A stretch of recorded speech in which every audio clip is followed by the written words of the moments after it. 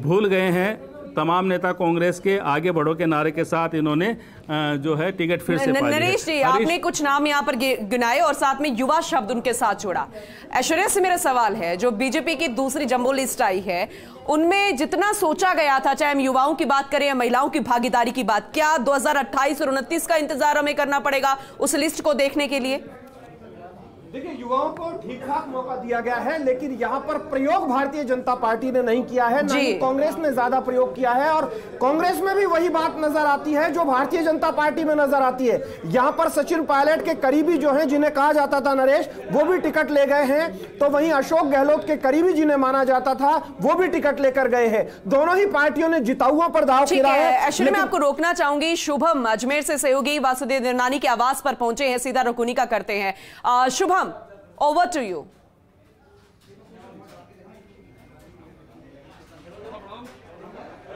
जी बिल्कुल, देखिए मैं आपको बताऊं कि जो अजमेर में विधायक वासुदेव देवनानी हैं, उनको 5वीं बार पार्टी ने मौका दिया है और यहाँ पर जय ही नामों की घोषणा हुई। अगर अजमेर की बात करें तो 5 जो विधायक हैं उन विधायकों को वापस मौका दिया, चाहे अजमेर उत्तर की बात करें या दक्षिण की बात करें। अनीता बदल का भी टिकट फाइनल किया गया है। वहीं पुष्कर से सुरेश सिंह रावत को वापस से मौका दिया है और ब्यावर में शंकर सिंह रावत और नसीराबाद में रामस्वरूप लांबा को एक बार फिर मौका देकर के पार्टी ने जीत की जो बात की जा रही है वो की जा रही है। यहाँ पर हमारे हाथ विधायक वासुदेव देवनानी है, यहाँ उनको जो उनके समर्थक है वो स्वागत करने के लिए पहुंचे हैं और विधायक देवनानी के साथ साथ जो तमाम लोग हैं उनके स्वागत के लिए यहाँ पे पहुंचे हैं। हम विधायक देवनानी जी से भी बात करेंगे।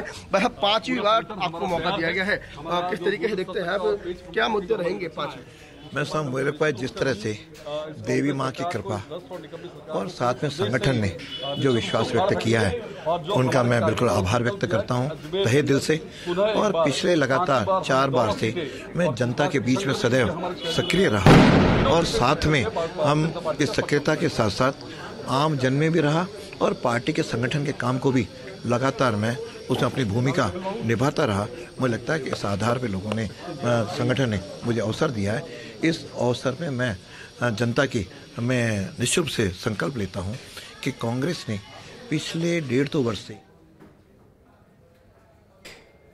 मैं भी सेवा करता आया हूं, उसी प्रकार की सेवा मालवीय नगर की जनता की करता रहूंगा और भारतीय जनता पार्टी का परचम लहराए इसका मैं निरंतर प्रयास करता रहूंगा। 7 बार के विधायक है, फिर आपके 8वीं बार बनूंगा। 8वीं बार भी बनेंगे भाई साहब, क्या लगता है? 8वीं बार बनेंगे।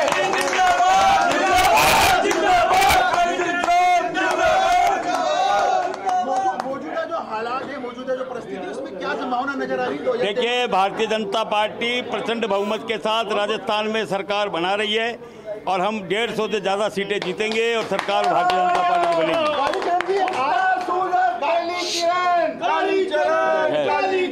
कालीचरण जी, आप वसुंधरा राजे के समर्थक नेता माने जाते हैं। जो दूसरी सूची जारी हुई उसमें पूर्व मुख्यमंत्री वसुंधरा राजे को भी झागरा पाटन से टिकट दिया गया। कई प्रकार की चर्चाएं थी, उसमें विराम लगाया गया। देखिए, ये सब प्रकार की चर्चाएं चलती रहती है। भारतीय जनता पार्टी में कोई ग्रुपिज्म नहीं है, सब एक चाल का अनुवर्तित्व के साथ चलते हैं और वसुंधरा जी हमारी नेता थी, नेताजी नेता है और नेता रहेगी।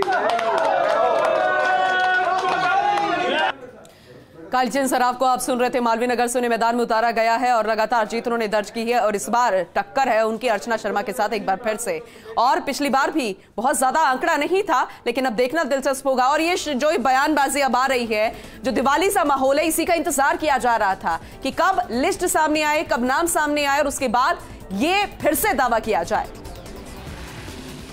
विधानसभा चुनाव 2024 का आगाज हो चुका है और भाजपा ने अपनी दूसरी लिस्ट जारी कर दी है। झालावाड़ जिले की डग विधानसभा से भाजपा आलाकमान ने कालूराम मेघवाल को दूसरी बार प्रत्याशी घोषित किया है। हम बात करते हैं कालूराम जी मेघवाल से, किस प्रकार जनता के बीच पहुंचेंगे, क्या कुछ इनके विकास के मुद्दे रहेंगे, इस पर चर्चा करते हैं कालूराम मेघवाल से।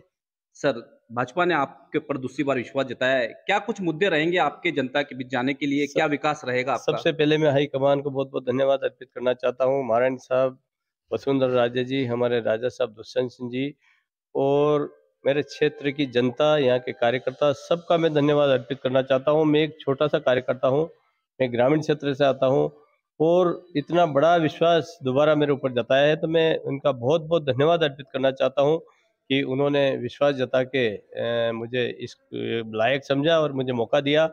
मैंने लगातार 5 साल से जनता की सेवा की है, जनता ही मेरे लिए सर्वप्रिय है और मैं इस डग विधान। तो एक बार फिर सिद्धि कुमारी पर ही भाजपा ने दाव लगाया है। पूर्व राजघराने की पूर्व राजकुमारी सिद्धि कुमारी चौथी बार जनता के बीच जाकर वोट मांगेगी। फर्स्ट इंडिया न्यूज पहला चैनल था जिसे मोहर लगा दी थी कि सिद्धि कुमारी की टिकट रिपीट हो रही है। सिद्धि कुमारी ने भी इस बार जब वो निकली तो ये कहती नजर आई कि अपनी बेटी को चौथी बार सेवा का मौका देवें। तो कहीं ना कहीं वही हुआ है। सबसे पहले बहुत बधाई सिद्धि कुमारी जी आपको। बहुत बहुत धन्यवाद, थैंक यू। किसे देते हैं इस टिकट पर? इतना भरोसा पार्टी ने जताया। इस बार बहुत कुछ हुआ था, मैं देख रहा था आपको, लेकिन आप वैसे ही थे, उतने ही संजीदा, उतने ही विनम्र थे आप, लेकिन बहुत कुछ घटा। कहीं कुछ मन में हुआ था कि हाँ इस बार कुछ दिक्कत है? नहीं, मन में थोड़ा ऐसा लगा। तो प्रत्याशियों के नामों का ऐलान हो गया और इसी कड़ी में हरीश चौधरी भी हमारे साथ फोन लाइन पर जुड़ चुके हैं, उनका रुख करेंगे। हरीश जी, बहुत स्वागत है आपका फर्स्ट इंडिया न्यूज में और बहुत आपको बधाई और शुभकामनाएं भी। धन्यवाद जी। तो एक बार फिर से विश्वास जताया गया आप पे? हाँ, मैं सबसे पहले तो धन्यवाद देना चाहता हूँ मेरे भाइयों की जनता का, क्योंकि इस बार बड़ी पारदर्शिता से कांग्रेस पार्टी ने जी हमारे राष्ट्रीय अध्यक्ष खड़गे जी, पूर्व अध्यक्ष राहुल गांधी जी और पूर्व अध्यक्ष सोनिया गांधी जी ने निर्देश दिए हुए थे कि बड़ी पारदर्शिता से जो नीचे है धरातल के ऊपर जो स्थितियां है उसके आधार के ऊपर टिकटों का फैसला हो। तो मैं मेरे शीर्ष नेतृत्व को भी धन्यवाद देना चाहता हूं, कांग्रेस पार्टी को भी, और भाइयों को जनता को मैं धन्यवाद देना चाहता हूं कि आज उन्हीं के कारण, उनके विश्वास और सहयोग के कारण मुझे कांग्रेस पार्टी का चौथी दफे टिकट मिला है। चलिए ठीक है, बहुत शुभकामनाएं आपको हरीश जी, बहुत शुक्रिया फर्स्ट इंडिया न्यूज से बातचीत करने के लिए। तो कांग्रेस के प्रत्याशी हैं और उन्होंने कहा कि बायतू की जनता ने हमेशा उनका साथ दिया है और एक बार फिर से पार्टी ने भी विश्वास जताया है और उम्मीद वो कर रहे हैं कि इस बार भी वो यहां जीत दर्ज करते हुए नजर आएंगे। टोंक से सचिन पायलट को मैदान में उतारा, लेकिन ये देखना होगा कि कहा जा रहा था कि एक जंबो लिस्ट आएगी, लेकिन 33 नामों की लिस्ट कांग्रेस की पहली लिस्ट आई है और ठीक उससे चंद मिनट्स पहले भारतीय जनता पार्टी ने राजस्थान में अपनी दूसरी लिस्ट जारी की है 83 प्रत्याशियों वाली। लेकिन कुछ नाम आमने सामने, लेकिन पहली लिस्ट में दिग्गज उतारे हैं जिसमें 32 रिपीट हुए हैं। स्कूटी से अपनी जिंदगी शुरू करने वाली मनीषा पवार वही कार्यकर्ता है जो जनता के बीच में रही, 36 कौम के बीच में रही और जिस तरह से कामकाज किए हैं वो उसी का वजीफा कहा जा सकता है। खुद मनीषा पवार इस वक्त हमारे साथ है। चुनाव मैदान में फिर आपको उतारा है। आपने अशोक जी के सपने पूरे किए, अपने पिता के सपने पूरे किए, दूसरा जब टर्न है, कैसे आपकी प्राथमिकता रहेंगी? कैसे आप जीत का जो जश्न है वो मनाने के लिए तैयारी है? किस तरह से आपकी प्राथमिकता रहेंगी? देखिए, सबसे पहले तो मैं मेरे पिता राम सिंह जी आर्य का आशीर्वाद भरपूर मुझ पर है और कांग्रेस के आला कमान और आदरणीय मुख्यमंत्री अशोक जी गहलोत का आशीर्वाद एक बार पुनः मिला। ये मिलने का कारण था कि लगातार 5 वर्ष लोगों के बीच में रहना, उनके सुख दुख में काम आना और मुख्यमंत्री जी की योजनाओं को घर घर तक पहुंचाने का काम किया, विकास को हर घर तक पहुंचाने का काम किया और आने वाले समय में भी हम इसी तरह लोगों के साथ जुड़कर लोगों के साथ मिलकर उनके सुख दुख में काम करेंगे। जो हमारी बड़ी बड़ी योजनाएं हैं उनको पूरा करने की कोशिश करेंगे और आम कार्यकर्ताओं का, कांग्रेस पदाधिकारियों का और आम जनता का स्नेह एक बार और